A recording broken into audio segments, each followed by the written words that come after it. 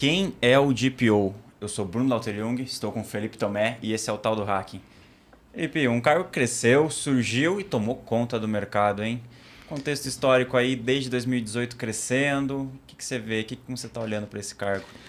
Bom, eu lembro de 2018, aquele hall de incertezas e aparecia ali uma sigla LGPD e outra sigla de PO. Ninguém sabia como que ia ser, né? Mas de 2018 teve muita coisa que apareceu de lá para cá, muita gente boa apareceu no mercado, as coisas começaram a mudar e hoje a gente vai discutir bem a fundo como é que foi pro lado do DPO.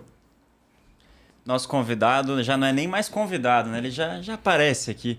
Walter, mais uma vez, obrigado por estar aqui com a gente. É sempre um prazer estar com você aqui. Para se a audiência não conhecer, por favor, se apresente. Perfeito. Primeiro, assim, a honra toda minha de estar aqui. Eu sou o Causa Neto. Eu atuo, né, como DPO já há alguns anos, já há quase 5 anos, de algumas estruturas, e algumas, né, relativamente grandes, como vocês conhecem. Né? E realmente, quando surgiu, né, em 2018, a minha intenção nunca era ser DPO. Eu vinha trabalhando já com direito digital desde 2006. Quando começou em 2017, eu já comecei a estudar o projeto de lei e ver que ali tinha um caminho de trabalho que ia ter uma área nova, né, para atuar. E eu pensava, vou fazer projeto de adequação, mas eu não vou ser DPO. A responsabilidade é muito grande, né? E assim, inclusive, né, nesse meu projeto, que é o mais famoso, que é o do Corinthians, que eu estou lá há 4 anos, logo na primeira reunião me perguntaram, você vai ser o DPO? Falei, de jeito nenhum. Né? E aí você começa a tocar um projeto, é um projeto de adequação que não acaba nunca, né? Porque você tem coisas novas acontecendo todo dia. E lá pelo 4, 5 meses de projeto, eu já apaixonado pelo negócio, falaram, você não quer ser o DPO mesmo? Falei, bom, bora. Isso é o que a gente vê, é exatamente o que o Causa trouxe, né? De que as coisas elas foram tomando corpo que ninguém sabia. É igual aqui no Brasil, no Brasil é padrão isso, né? Surge uma lei. É o famoso, será que essa lei vai pegar ou não? Né? E ninguém sabia se ia pegar. O que todo mundo se ancorou e falou assim, não, vai pegar, é porque a lei foi baseada na GDPR lá na Europa, que pegou. Então, assim, se lá pegou, vai ficar fazendo sombra aqui, então aqui tem que pegar também. Então, o que eu vi desde 2018 para cá é que isso ia ser sério. E as pessoas começaram a interpretar que era uma oportunidade ali, né? Então, falando do lado de quem era executivo de segurança, via ali também como uma oportunidade. Pô, se eu tenho dificuldade de me aproximar da cadeira executiva, se eu tenho a dificuldade de me aproximar do negócio, eu vou tentar abraçar mais uma responsabilidade e eu ganho pauta. E aí, pelo menos, eu consigo ser amiguinho do C-Level e evoluir com os meus assuntos de segurança. Isso foi muito comum. Você viu isso daí acontecer? Sim, com certeza. No início, né, muito CISO assumiu essa pauta, né, do DPO, mas assim, sem ter um ganho correspondente, ele só teve mais trabalho naquele momento, teve que começar a estudar legislação e questões regulatórias, né? E fora um conflito de interesse ali, né? Porque afinal ele é o responsável pela segurança da informação. Será que no momento de um incidente ou de uma crise cibernética ele vai realmente apontar as vulnerabilidades? Né? Eu entendo que assim, o papel do DPO, até porque DPO, por que a gente fica anglicanizando isso? Foi uma questão do legislador encarregado de tratamento de dados. Só que assim, encarregado dentro da estrutura de uma empresa, ele está muito lá embaixo na hierarquia. E aí você não vai conseguir ter autonomia sendo um encarregado. O encarregado ele está no nível de chão de fábrica, modo de dizer, né? E assim, como é que ele vai impor coisas para a diretoria? Então, por isso que moldar negócio, tem negócio que tem que ser moldado, sim, modificado em razão da lei, né? Exato. E assim, aí por isso já começa a ter uma nomenclatura diferente. E o cara precisa ter autonomia. É muito mais fácil quando a pessoa está fora da estrutura ou quando ele é contratado com uma pasta específica para isso, porque ele tem que ter autonomia, ele tem que ter a condição de chegar na sala do presidente e falar, amigo, você não pode fazer assim. Né? Se você já é da estrutura, se você já vinha na estrutura, como é que você bate na porta do presidente? Eu já vi empresa que o DPO é um estagiário. O cara bate na porta do presidente e fala, você está fazendo errado. Eu falei, quem é você? De onde você surgiu? Então, assim, tem uma questão de autonomia que é muito importante. Eu acho que é uma das grandes características. Se você não tiver autonomia, você não vai conseguir mudar a cultura. Né? Porque você vai ter um monte de enfrentamento. No início, quando você chegava para fazer um projeto de adequação, o cara do TI já te olha, né? Com todo respeito, o cara do TI, todos os meus amigos são o cara do TI, te olha e fala assim, putz, esse cara vai vir me dar trabalho. O cara do marketing olha para você e fala, mano, esse cara não vai me deixar trabalhar. Né? E no final são os dois que mais gostam do processo, porque você consegue implementar um monte de coisa que ele queria, mas finalmente vem um cara de fora e fala, realmente precisa disso. Então, para o TI é ótimo, para o CISO você consegue justificar a implementação de soluções ali que ele já vinha falando e ninguém levava a sério. Né? Mas aí quando vem um cara de fora e fala que tem uma multa, ou vem, né, trazendo outras consequências, dano reputacional, começa a ser ouvido. E para o marketing é ótimo, que você filtra aquela base gigante de dados que ele tinha, tudo inconsistente, e você faz o cara trabalhar com um negócio atualizado e enxuto. Então fica muito mais efetivo, né, o trabalho do marketing. Então, assim, dentro da estrutura, como você vai mudar muita coisa, você tem que ter autonomia, você tem que vir de fora, você tem que ter algumas competências ali que são fundamentais. Por isso que muito advogado que se meteu nisso no começo, é uma grande oportunidade, galinha dos ovos de ouro do momento, né? Cara, se você não fosse fluente com tecnologia, você ia demorar muito para estar pronto, né? Porque se você não entende todas as siglas de TI, até você conseguir se comunicar com o TI, se conseguir se comunicar com o negócio, com o conselho, né?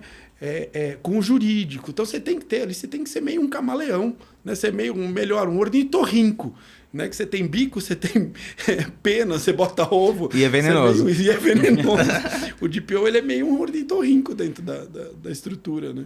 O que eu acho, assim, e tem toda uma complexidade, né? Então, para você atuar como um DPO, você tem que conhecer da lei, então você tem que ter ali um viés jurídico. Você tem controles ali, então você tem que ter um viés de compliance.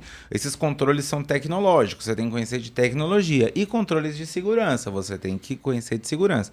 Você tem que estar totalmente adaptável ao seu negócio. Então, você tem que ser um executivo ou alguém que conheça de negócio ali receitas. Você tem que ter uma capacidade de comunicação acima do normal, porque você vai se comunicar com todos esses interlocutores internos, mas os externos também, com o público, com o seu cliente, com vão ser ali os titulares que vão compartilhar os dados, com as autoridades, com outras entidades ali competentes, que é um rol de predicados ali que você precisa ter, que as pessoas que a gente viu lá no começo, pegando ali o cargo de DPO para si, para falar assim, eu vou ganhar agenda, né? Eu vou pegar aqui o cargo de DPO como se fosse só uma nova tarefa que eu vou ter que fazer. E começou a ver ao longo dessa jornada, a brincadeira ficou séria, eu vi muita gente devolvendo o cargo para o cesto. Eu vi DPOs pulando fora no momento da crise cibernética. Ali no vazamento de dados, você chama o DPO, porque algumas vezes me contratam para fazer a gestão do incidente e o DPO some. Porque ele esperava que nunca fosse acontecer aquilo. Não conhece o calor de um incidente cibernético. É importante a autonomia que eu estava falando, que assim, nesses casos eu poderia falar, deixa que eu faço. Não, eu estou ali gerindo o incidente. Contratem um DPO. Você tem que ter autonomia. Ele tem que ter autonomia, a gente como gestor numa crise, né? Mas é isso, o pessoal não tinha ideia, né, do que era necessário.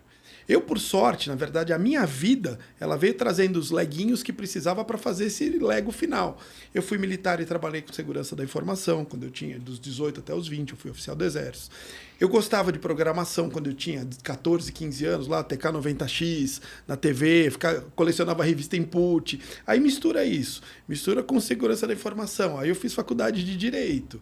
Aí eu comecei a trabalhar com Direito Digital. Vai trazendo um monte de detalhezinhos que a hora que você fala, bom, eu tenho alguns conhecimentos que funcionam aqui, né? Mas mesmo assim, aí a hora que eu comecei a ver que era uma lei de adequação, assim, ali no meio da pandemia, estudando para melhorar os processos de adequação, o que eu fui estudar? Compliance, fiz compliance na GV, fiz todos os cursos da Cisco para entender de segurança da informação, que tem cursos muito legais da Cisco.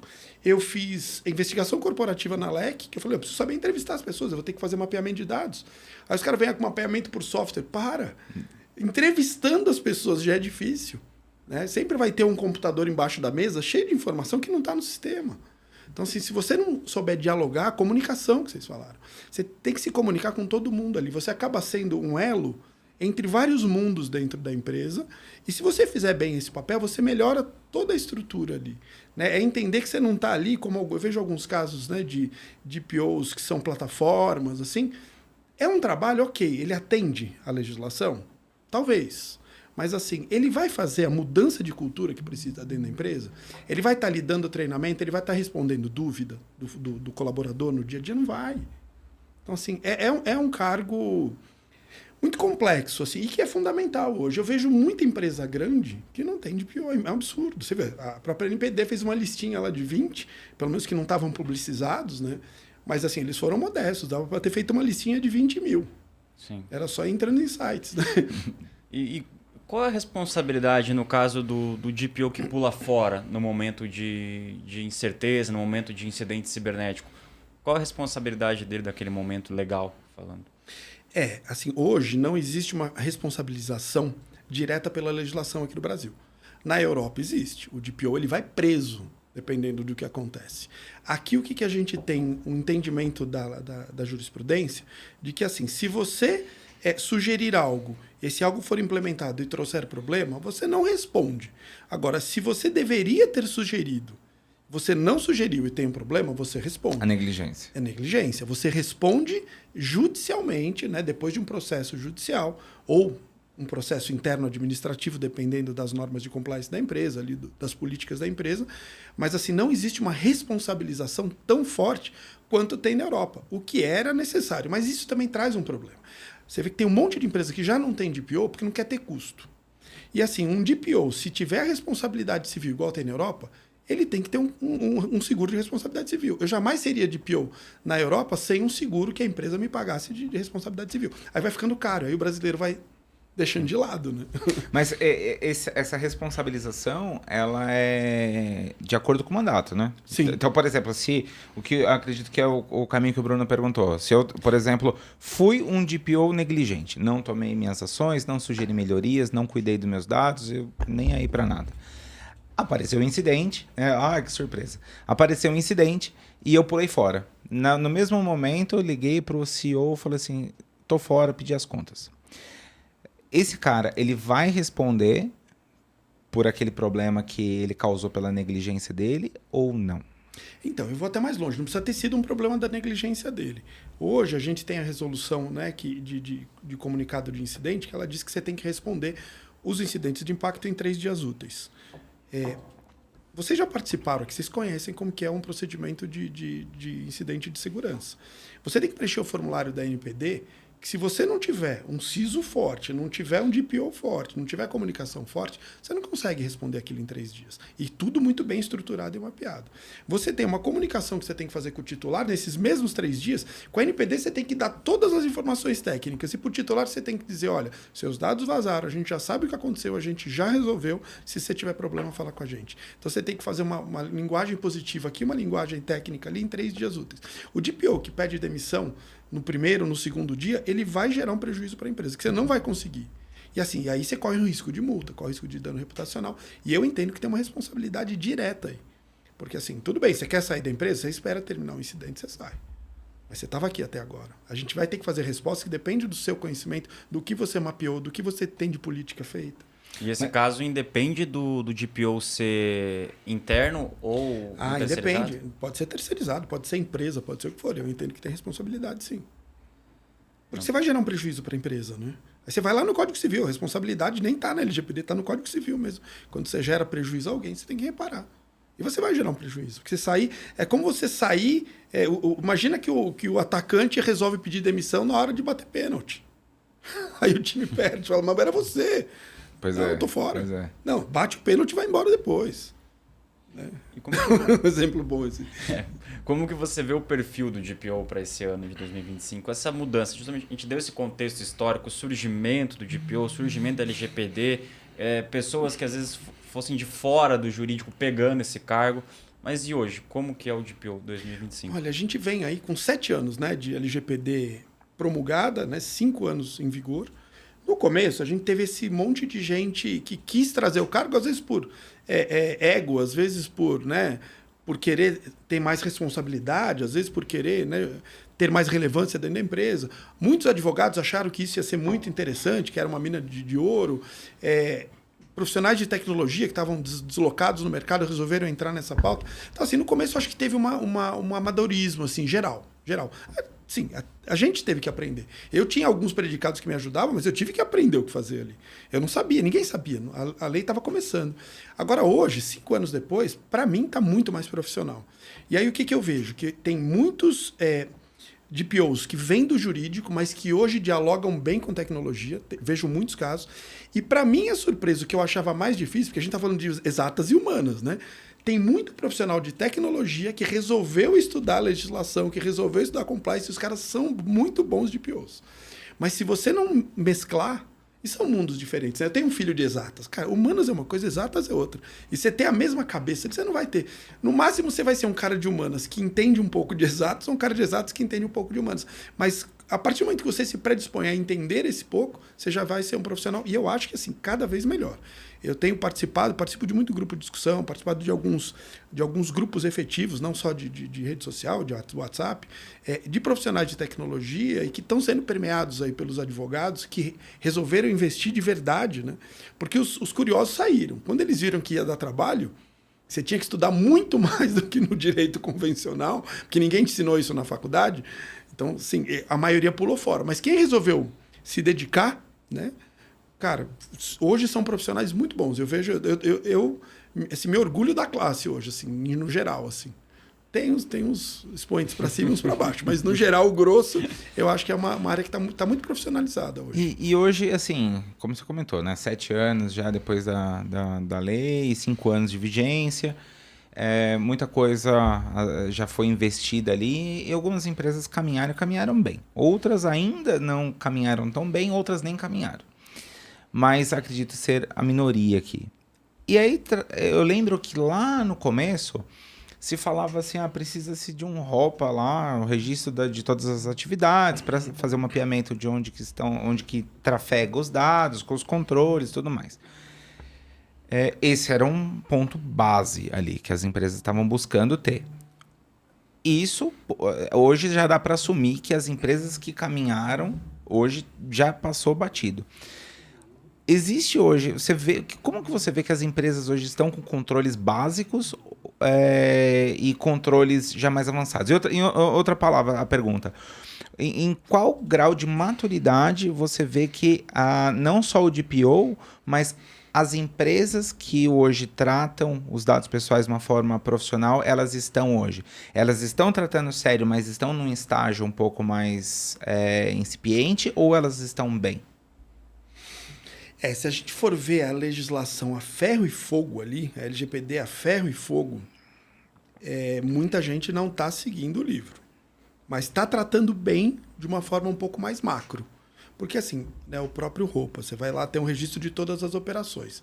Cara, depende do tamanho da estrutura, você vai ter que ter uma equipe nova contratada só para registrar a operação.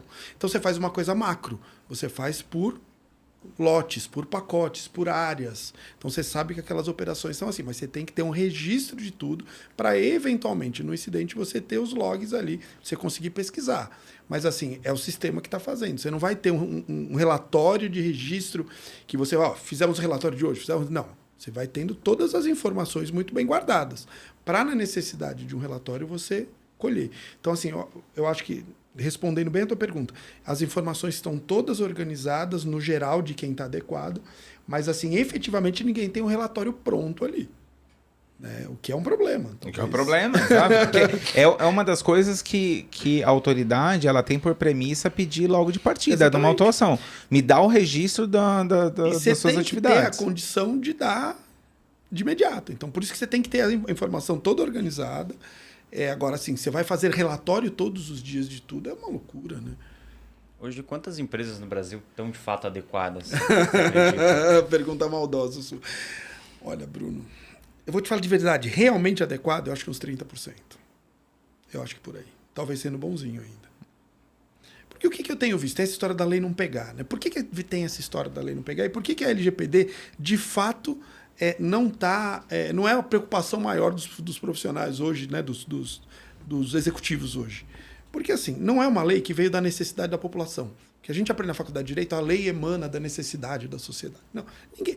Estavam enchendo o saco ligando para a gente, né, vazando os nossos dados, mas ninguém tomou a iniciativa de ir lá num vereador, num deputado e falar, cara, eu quero uma lei para parar com isso. Não. Então você não tem um clamor social. Do mesmo jeito, né, as leis no Brasil, muitas vezes elas nascem por interesse político. Determinado grupo vê uma vantagem naquela lei e fala, bom, vamos criar uma lei aqui para que isso aconteça. Também não é o caso. Então, assim, as duas molas propulsoras mais importantes de lei no Brasil não foram. Por que surgiu a LGPD? Como o próprio Felipe disse, para andar junto com a GDPR, para que eu possa continuar fazendo negócio com a Relação Europa. comercial. Então, assim, para eu fazer negócio com a Europa, eu tenho que ter essa lei. Eu tenho essa lei, beleza. Fiz a minha parte. O governo.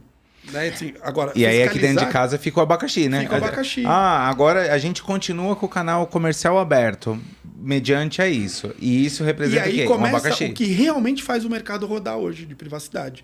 A empresa europeia chega para a empresa brasileira, que é sua prestadora de serviço, sua parceira, e fala assim, cadê sua adequação? Ah, tem que fazer, né? Aí vai lá, corre, faz a adequação e mostra para o europeu. Aí esse cara fala, bom, fizeram isso com a gente, vamos fazer com os nossos terceiros também, porque eles também precisam estar adequados. E não é por maldade, você ri, mas a gente fala desse jeito. Mas assim, porque como é uma lei de adequação, uma lei de cascata, se o meu escritório está adequado, você é meu contador, eu te passo os dados e você não está adequado, você é meu ponto de vulnerabilidade. Então a cadeia toda tem que estar toda na mesma página, em termos de privacidade. Então o que move esse mercado é o tal do formulário de maturidade, que aí a hora que você recebe, você fala, ixi, caramba, eu não quero perder esse cliente, então eu preciso estar adequado. Aí o cara me liga, fala, recebi um formulário, um absurdo. Eu falo, não é um absurdo, não. A lei faz 5 anos que ela está em vigor. Você já devia estar pronto, inclusive. Né? Ou ele mente no formulário também. Tem essa história, pelo amor de Deus. Foi um bom ponto que você falou sobre a mola propulsora, né? Não ser nem a questão vindo do povo, nem uma questão motivacional forte política. O que eu vejo, o único ponto assim, que eu vejo dor na população com relação a isso é farmácia. Que é, por que eu preciso passar no meu CPF? Por que eu preciso passar no meu CPF? Mas se, por exemplo, você sai da farmácia e vai comprar um queijo na mesma calçada, e a loja lá fala assim, tem um programa de pontos aqui, você quer passar seu CPF? Opa! Passa. E passa. E não acha estranho. Então, eu acho que é muito... A população ainda não entendeu o valor que tem o dado pessoal dela. Então, a LGPD, por mais que ela é uma lei geral, ela, assim, a palavra saúde aparece 21 vezes na lei.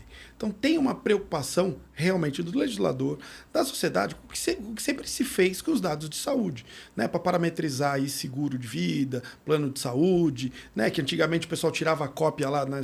Ia na farmácia, dava a receita, o cara ia lá no fundo, eu vou lá ver se tem. Tirava uma cópia e assim, a indústria farmacêutica remunerava uma cópia para parametrizar quem está, né, com cada tipo de remédio. Então, assim, já tinha esse olhar. E assim, aqui no estado de São Paulo, inclusive, tem uma lei específica que diz que não pode atrelar desconto a fornecimento de CPF nas farmácias. E assim, simplesmente as grandes redes não cumprem. E acabaram virando a bola da vez. Agora a gente vê até a NPD, né, que tem sido mais pacífica em punir, está ali em cima de algumas redes grandes. Né? Porque é um desconto falso, né, gente? Você vai na farmácia do bairro, é o preço com desconto, você não precisa fornecer os dados, né?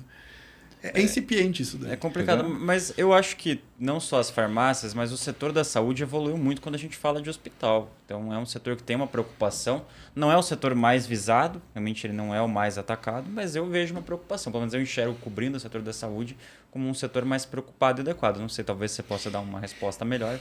Assim, o setor de saúde já é um setor que trabalha com coisas mais críticas. Então, é igual banco. Por que é mais fácil a adequação em banco? Porque eles estão acostumados a trabalhar com regulatório. A saúde está acostumada a trabalhar com regulatório também. A ANS pega pesado. Então, assim, já é mais fácil nesses mundos você adequar. Né? Mas, assim, porque a informação de saúde, ela é, assim, dentro da legislação, é um dado sensível, mas ela realmente é impactante, porque ela pode acabar com a carreira de uma pessoa, porque se evidenciou que ela tem algum tipo de doença, que tenha questões discriminatórias, isso acontece. Você tem questões, por exemplo, no mundo do futebol. Cara, você vazar dado de saúde de um atleta, você pode acabar com a carreira dele. Ele vai valorizar ou desvalorizar numa negociação, porque ele tem uma tendência de ter uma lesão ou não ter. Então é muito sério. Isso da questão da saúde é muito sério. A gente vinha num ritmo, né, um pouco mais de vulgarização dos cuidados, mas da LGPD para cá, realmente, a área de saúde melhorou muito. Né? Antigamente, eu cheguei a fazer adequação de hospital e os caras, assim, o enfermeiro ele se logava num dia, ele saía do 12/36, ele voltava, ele ainda estava logado. Então, um monte de gente trabalhou no log dele. Isso já não acontece hoje. Né? Você tinha vazamento de ficha médica. A pessoa lá sofre um acidente, o cara põe no Facebook, o filho do prefeito sofreu um acidente. Isso foi um caso real. Então, assim, e vaza. Então, as pessoas começaram a entender que não pode, porque realmente tem uma lei, tem punição. Então, acho que melhorou muito a área de saúde, mas, assim, hospitais. Se você for olhar clínicas, elas ainda não se adequaram. Nem odontológica, nem clínica médica. No geral, eu vou dizer, no mundo das clínicas médicas, se 10% está adequado, é muito, muito, muito. Não, e assim, uma coisa que é importante, porque a LGPD, hoje, o maior volume dos dados são digitais. Mas a lei, ela não fala específico de ser digital ou não. A lei diz, inclusive no ambiente digital. Inclusive no ambiente digital. Então, é muito comum a pessoa falar assim, não, eu estou totalmente adequado aqui com a LGPD, e porque meu fornecedor armazena lá, ele é GDPR compliant, ele tem SOC 2, não sei o que, é um drive no Google. E aí... Quando vai olhar na mesa de todos os funcionários, pilhas e pilhas de dados pessoais livres, a lixeira com excesso de informação sem estar picotada, enfim. Então, assim, as pessoas não são tão diligentes assim, nem com de papel, verdade, olhando materializado. Eu vi um cartório aqui em São Paulo, que eu sempre fico consultando. Para mim, cartório e imobiliária são outros pontos que você tem muito dado pessoal, muito. Demais. Eles só trabalham com isso. Imobiliário esquece, é menos do que os 10% das clínicas que estão adequados. Agora, cartórios, eles se adequaram, até porque o colégio notarial saiu nesse sentido, né, criando uma política. Mas eu conheci um cartório aqui em São Paulo que tem um funcionário que vira à noite destruindo todos os papéis que foram gerados durante o dia. Que é isso que tem que ser feito, mas só conheço um que faz isso. O cara joga no lixo, o cara amassa. Né? E eu conto assim, né, um dos casos mais emblemáticos que eu tive de suposto vazamento de dados foi com uma CNH. Que a CNH sumiu. Ela tinha sido achada e ela sumiu na hora que a pessoa foi buscar. E assim, isso é um problema que você não resolve, cara. Porque quando é dado, você tem lá backup. Você não tem o backup do documento físico.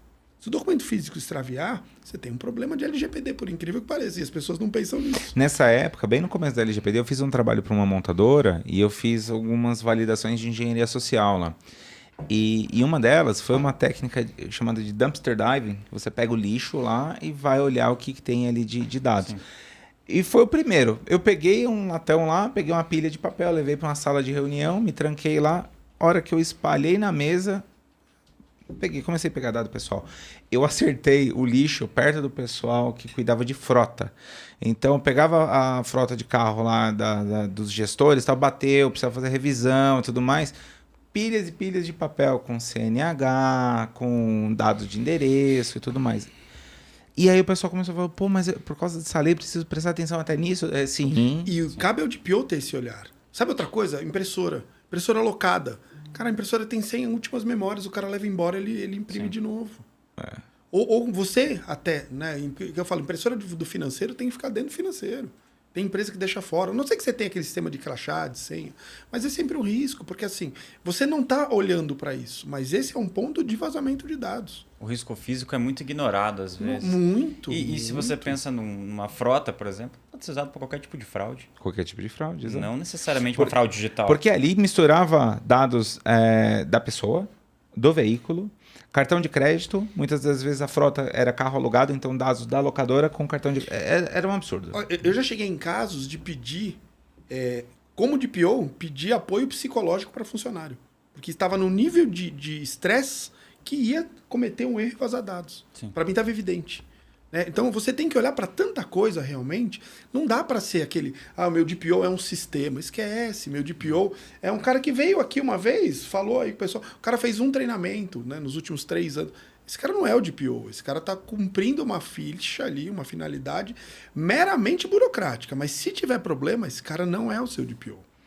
E hoje você enxerga que, dando um ponto de vista de CISO, né? Hoje eu vejo que os CISOs eles estão mais conectados com o negócio. Então, pensando de 20 anos atrás, muito mais conectado com o negócio, 10 anos atrás mais conectado com o negócio, ou seja, é uma escala de relevância que o cargo vem ganhando ao longo do tempo, que é realmente a estrada que os CISOs buscavam, né? De estar numa mesa relevante. Com relação ao DPO, ele por ser ele nasceu ali, o cargo nasceu movido por uma lei, ele ganha uma certa relevância já logo de largada, que é o que a gente falou, porque muita gente cooptou o cargo para vantagens e tudo mais. Mas hoje você vê que isso melhorou, chegou ainda mais perto do cargo máximo executivo, deu uma regredida. O que você vê? O DPO ele acaba sendo ouvido pelo conselho, pelo nível C, ele acaba sendo ouvido. Isso é ponto. Mas eu acho que diminuiu um pouco a relevância dentro da estrutura, porque no começo, quando a lei surge, tem a luz naquilo. Hoje você passou a fazer parte da estrutura. Você é mais um elemento dentro da estrutura, um elemento que tem articulação para falar com todo mundo. Você chama uma reunião com o conselho, você vai ter reunião. Mas assim, você ficou mais comum dentro da estrutura. Perdeu um pouco a luz, eu acho, o que é bom. Porque não é um cargo para chamar atenção, pelo contrário. É um cargo para trabalhar e trabalhar bastante. Né? Porque antes existia muito mais uma tendência de, pelo menos há 5 anos atrás, mais uma tendência de C-level, sim, ali, pela relevância até do momento, do que um cargo gerencial. Hoje a gente vê que está pelo menos a percepção que eu tenho, por isso que eu te perguntei, que é a percepção que hoje o cargo está mais alocado numa faixa gerencial. É similar ao sim, gerente de tecnologia, ao gerente de segurança, ao gerente do jurídico. Sim. Falando com diretores. Né? Falando com diretores. Assim, em todas as estruturas em que eu atuo, eu falo com os diretores. Se são empresas um pouco menores, você já fala com o dono normalmente, com o CEO, né? Agora, sim, eu acho que a função está realmente no nível gerencial. Você não está no nível de diretor, né? Mas a função está gerencial. Mas você tem muita articulação dentro da estrutura. Porque assim, você acaba sendo ouvido. É diferente. Eu acho que o CISO precisou mais trabalho para ser ouvido. Ainda precisa, né? Ainda precisa. Até porque eles falam muita sigla, precisa traduzir, precisa de um DPO para traduzir. Eu brinco com isso, né? Eu, fazendo um paralelo aqui, eu lembro meu primeiro evento de CISOs. Né? Eu fui num evento que era só de CISOs.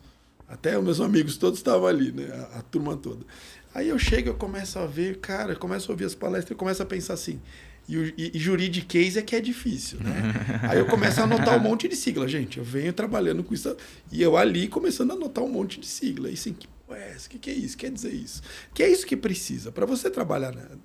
Como você vai ter que ter fluência com TI, com SI, se você não entender a linguagem deles, cara, você não vai ser um bom profissional. Você não pode esperar que eles entendam a sua. Embora eu acho que também todo mundo precisa falar um pouco de tudo ali dentro de uma empresa. Se você não tiver visão de negócio, você não vai ser nem um DPO bom, nem um CISO bom. Você vai só atrapalhar o negócio. Você tem que entender qual é a ideia. E entender um negócio, que isso é curioso para o jurídico, né? Que você não está ali para dizer sim e não. Muita gente tem essa impressão. Eu como DPO, eu digo, pode ou não pode. Não. Você diz, olha, se a gente fizer isso, a gente tem tal consequência. Se a gente fizer dessa forma, a gente tem outra consequência. Quem define é o gestor. É uma CEO. engrenagem de gestão de risco. Exato. É uma gestão de risco como qualquer outra. Sim, porque assim, não adianta você falar, não, você não pode fazer isso. O cara fala, mas eu preciso fazer isso para a empresa existir. Então vamos procurar a forma menos gravosa de você fazer isso. E aí, então se você fizer assim, tem essa consequência. Se você fizer assim, tem essa outra. Então você tem que entender do negócio. Não dá para você ficar fechado no seu mundinho. E aí a gente pensa, né? Por exemplo, o DPO as a Service, dá para fazer um trabalho assim? Dá. Mas você tem que nichar um pouco. Não dá para você entender de todos os negócios, né? Eu atuo em alguns nichos específicos. Mas assim, vem uma coisa muito diferente, eu vou ter que parar e pensar se eu tenho tempo e ainda fôlego para estudar aquele negócio. Porque não é meramente aplicar LGPD. Cara, se você não for visitar NIST, se você não for visitar ISO 27001, esquece, você nunca vai entender o macro. A LGPD tem 70 artigos. Você pegar uma criança de 12 anos, o cara vai dar conta. Mas é um mundo tão grande, porque você vai ter que entender protocolo de segurança. E não dá para você fazer proteção de dados, isso foi natural na minha vida, sem olhar para a cibersegurança. Por que eu vou proteger dado pessoal e eu não vou me preocupar com segredo de indústria? Eu já estou mexendo na caixinha. Eu estou mudando protocolo, eu estou mudando cultura. Não, isso daí não é. Segredo de indústria não é problema meu, vocês que se lasquem. Não, gente. Você já está mexendo na caixinha. Aí chama o SI, chama o CISO para perto e fala: vamos resolver isso junto? Vamos aproveitar a oportunidade de criar. Porque assim, É a empresa que você tem que estar olhando. É melhora para lá. Não é a minha pasta é mais importante que a sua. E tem muito disso, né? A gente vê umas brigas bobas aí, né? Muito que eu vi nesse sentido é que, da mesma forma como o gerente de compliance do jurídico, ele não tem orçamento robusto de projetos, foi assim com o DPO lá no começo. Porém, como que você adequa os seus controles sem investimento? Você não tem como fazer isso. E aí, você do nada, chegou um balde de dinheiro para os DPOs.